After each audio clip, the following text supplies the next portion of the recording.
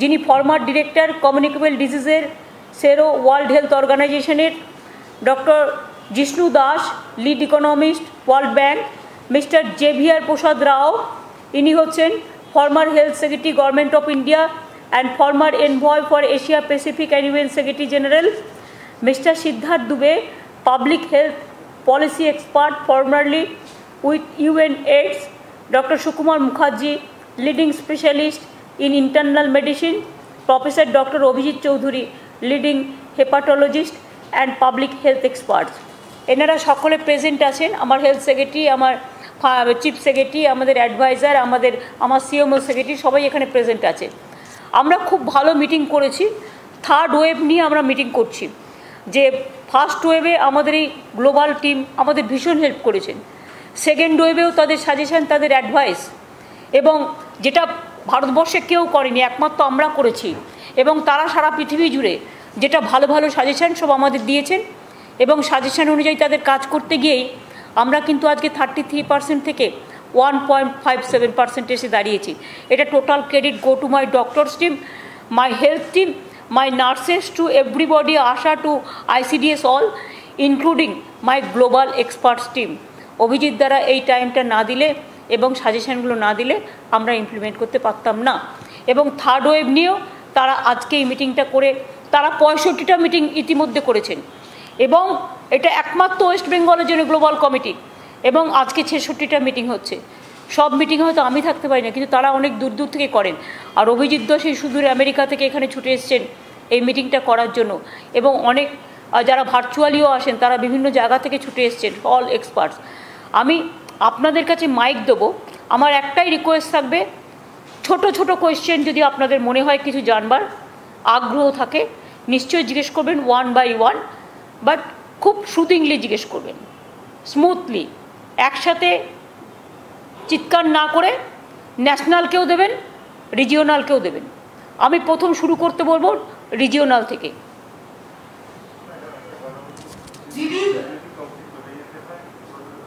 Virtually, if you want to leave the place because of your urgency or emergency work, I think you may decide that. It is up to your choice. Or they can ask the question to you also, if you are present. There are so many national and international and regional press photographers are also here.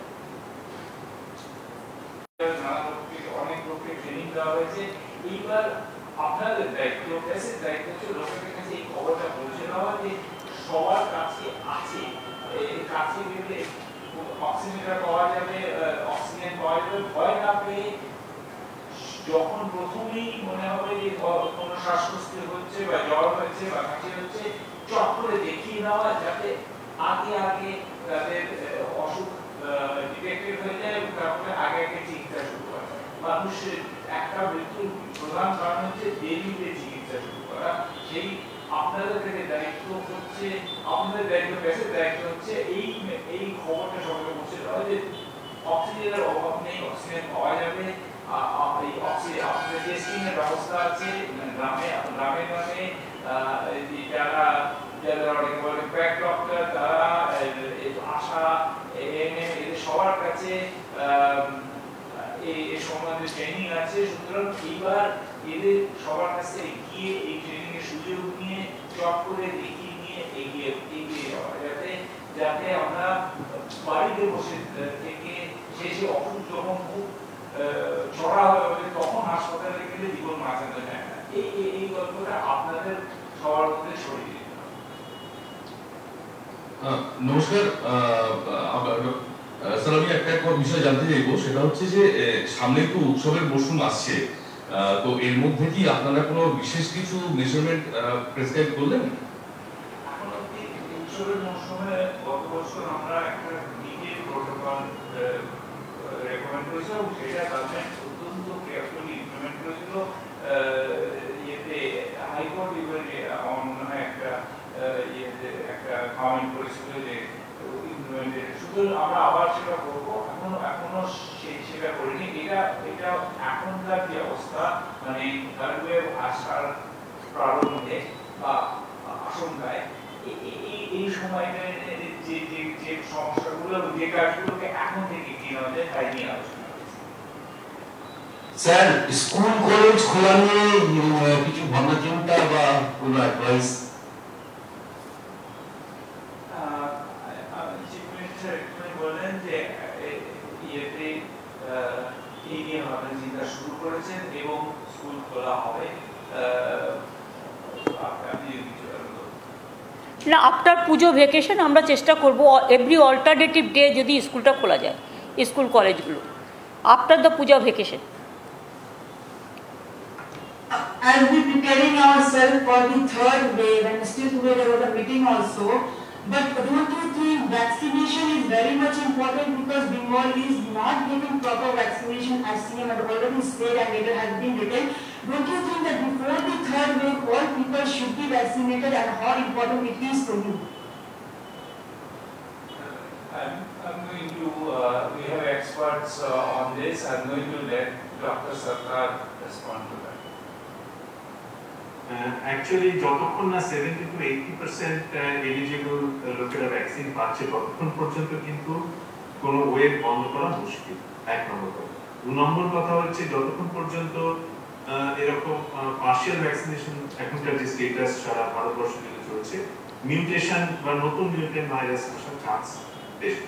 তো সুতরাং যদি vaccine এই 70 থেকে প্রায় 80 থেকে 90% লোকের eligible লোকেদের না দেওয়া যায়, যেটা হচ্ছে লাইকলি সিনারিও, যে অ্যামাউন্ট অফ ভ্যাকসিন আমরা দেখছি যে প্রজেক্টেড হয়েছে এবং বিভিন্ন নাম্বারও কানেক্টেড হয়েছে, রিসার্চ হয়েছে, যে তাতে মনে হচ্ছে যে ইন্ডিয়াতে এর মধ্যে কিন্তু ইন্ডিয়ান গভর্নমেন্টের নিজের ফিগার অনুযায়ী কিন্তু 80 থেকে 90% লোকের ভ্যাকসিনেশন কভারেজ আগামী বছরের জুনের আগে পসিবল হবে না।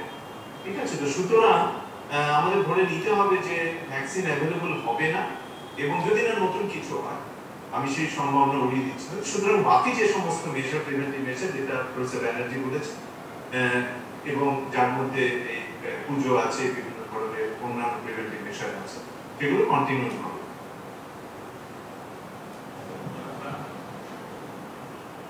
Hello? My question is to Dr. Bandyopadhyay. So, do you think that the center is doing politics on vaccination with the states that doesn't have the BJP rule out there?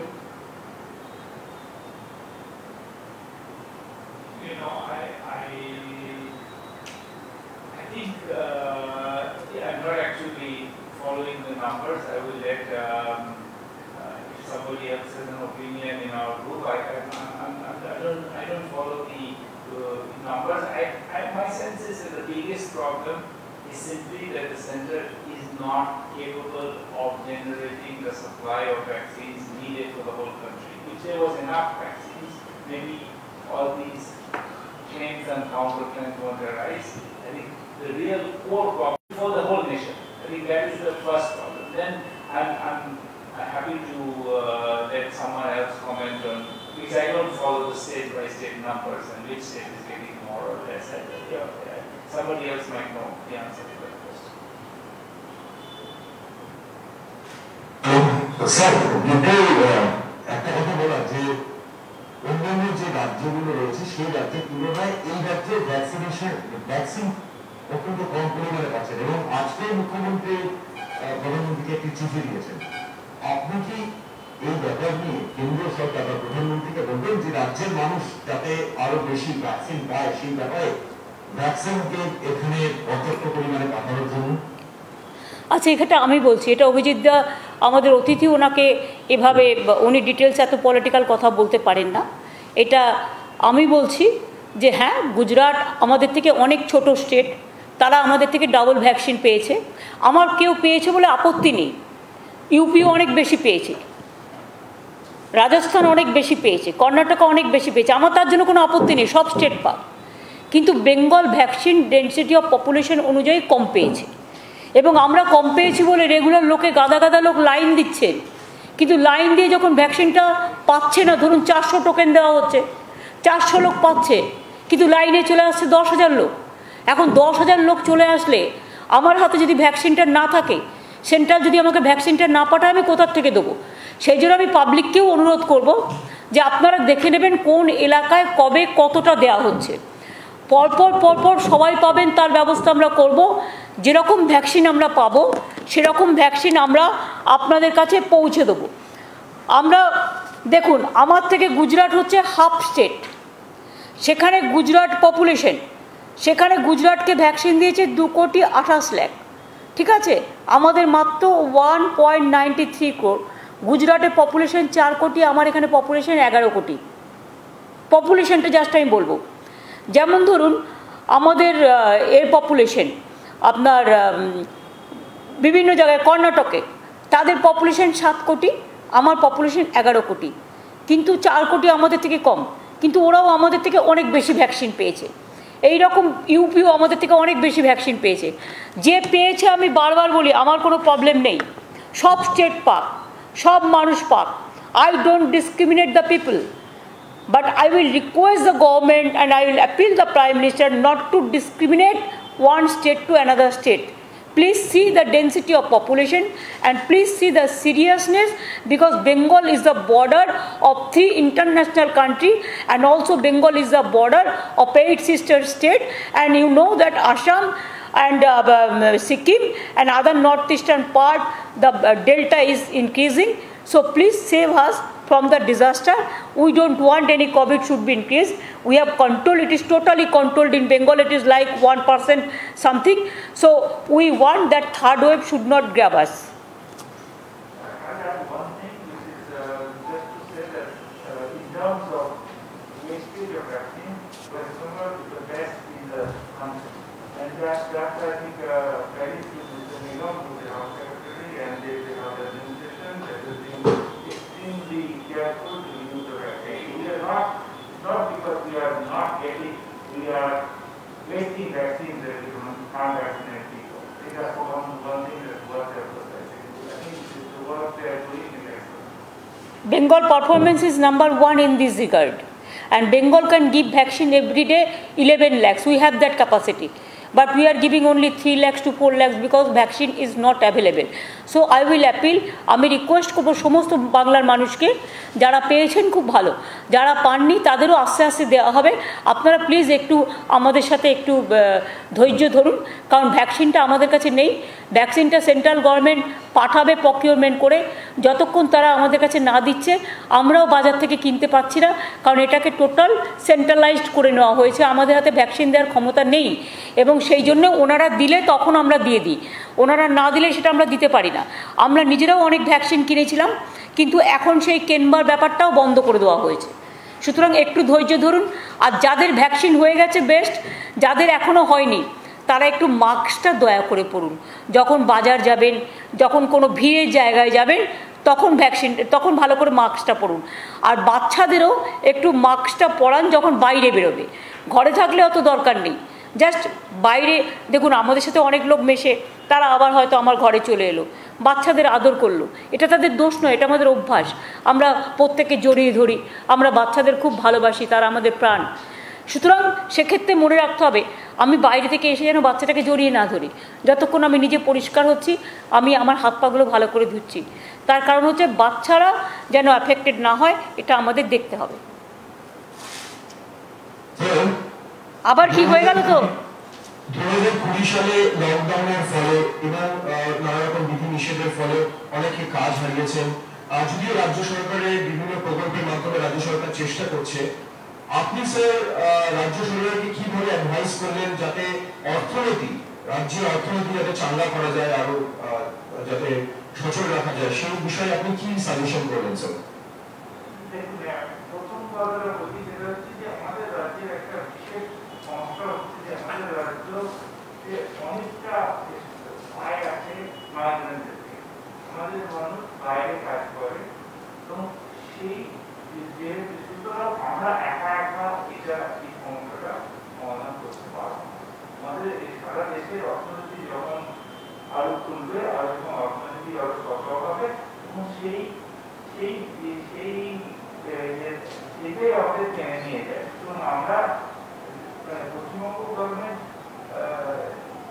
নিশ্চয়ই মানুষের সাহায্য করা গভর্নমেন্টের করা উচিত এবং করানোর চেষ্টা করছেন, কিন্তু প্রধান যেটার সমস্যার সমাধানটা হচ্ছে সারা দেশের অর্থনীতির উন্নতি। সেই সুতরাং সারা দেশেই যেহেতু কোভিড এখনো চলছে, যেহেতু অর্থনীতি এখনো ধীরে চলছে, IMF আগে বলছিল 12.5% বাড়বে যে GDP, এখন বলছে 9.5। আমার সন্দেহ হচ্ছে 7 বা 8.5 দেখবে, সেসব কি আমি মানে সেটা লিখিত বলতে পারছি না, কিন্তু আমার মনে হয় যে আরো হয়তো এই মানে যদি এরকম চলতে থাকে আরেকটা ওয়েভ আসে তাহলে আরো কমবে, না আমি আশা করছি যেটা না হয়। কিন্তু দেশের অর্থনীতি যদি উন্নতি না হয় তাহলে পশ্চিমবঙ্গ একা মানুষ এটা প্রধান কথা হচ্ছে যে আমরা সারা দেশে ইন্টিগ্রেটেড ইকোনমি, আমরা যেগুলো স্কিম সেগুলো বাইরে থেকে আসছে,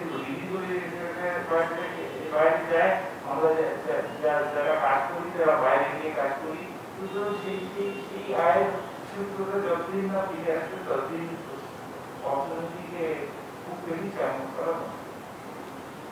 আমি অভিজিতের সাথে শুধু একটা কথা বলি যে আমরা কিন্তু এখানে মাইগ্রেন্ট ওয়ার্কার যারাই ফিরে এসছেন, আমরা কিন্তু তাদের সবাইকে ম্যাক্সিমাম লোকে কাজ দিয়েছি। আমরা ফ্রি রেশন দিই, ফ্রি ট্রিটমেন্ট দিই, এবং স্কলারশিপ থেকে শুরু করে আপনারা জানেন সবটাই বিনা পয়সায় চলে পশ্চিমবাংলায়। আমাদের ডিফারেন্ট টাইপের স্কিম আছে, অল স্কিম মানুষ পায়। আর সাথে সাথে আমরা মাইগ্রেন্ট ওয়ার্কাররাও যারা আছেন তাদেরও ফ্রিতে রেশন দিই, এবং তারাও অনেক জায়গায় অনেক কাজ পেয়েছেন। যে একদিন অন্তর অন্তর পুজোর পরে আপনি স্কুল খোলা, রাজ্য সরকার স্কুল খোলার চিন্তা করছে, সেটা কোন ক্লাস থেকে একটু প্লিজ এখন ডিটেল, এই আপনারা যা করছেন বাচ্চাই জন্মালো না, আপনারা অন্নপ্রাশনের দিন ঠিক করছেন, একটু অপেক্ষা করুন, একদিনেই সব চাই। অভিজিৎ দ্বারা এখানে বসে আছেন, তারা অনেক কথার উত্তর আপনারা দিয়েছেন। আমি যদি সাংবাদিক হতাম আমি 10 পাতা এটা দিয়ে লিখতে পারতাম। আপনি এটা লিখুন ভালো করে, আবার নেক্সট দেখা হবে। থ্যাংক ইউ, আজকে শেষ করে দিই, কেমন? সেটা হচ্ছে যে আমাদের অনেক ক্ষেত্রে দেখা যাচ্ছে central government has increased the sales percentage from sales collection percentage has increased from 6 to 16% since from 2014 to 2021, and at present the fuel price, especially petrol, diesel, and even the auto LPG gas that common people uses every day at this time of pandemic has increased abnormally. So what's your take in this regard, sir? The sales has increased from 6% to 16% in the last 6 years. The government has a fiscal problem, and this is a government that I think has maybe more faith in balancing the budget than, let's say, I have. I've always been in favor of more free spending policies. I think this is a symptom of that. The government is trying to use this one instrument it has, given that other forms of tax collection are not necessarily keeping pace because the economy is slowing. It's using this as a way to balance the budget. So I do feel that this is a direction the government should not have taken. I think this is a moment to be more open-handed with their spending. But this is and this is something I've said many times. So it's not the first time I'm saying it. I think the central government is being too unwilling to do what the US is doing, what the European community is doing, which is printing money and spending it. I think there would have been a better policy in this current context, especially since we are not even avoiding the inflation. We are getting the inflation by cost plus inflation by driving fuel prices up. So it's not. It seems to me that there is a good case for being more open-handed. The government has moved. To be fair, the central government has moved in that direction. They are more relaxed about the budget now than they were a year ago. And that's that. But I think that in general, it's being less mindful of the deficit might be the right strategy for now. বাস thank you. আর নয় পেয়েছো বলে যত ইচ্ছে। এখন বলো আপনারা ভালো থাকুন, সুস্থ থাকুন, আবার আসবেন এবং সকলে ধন্যবাদ জানাও, ঠিক আছে? আবার দেখা হবে। Thank you so much. বাদ বাকি উত্তর আমি দিয়ে দেবো সব। মোটেই না।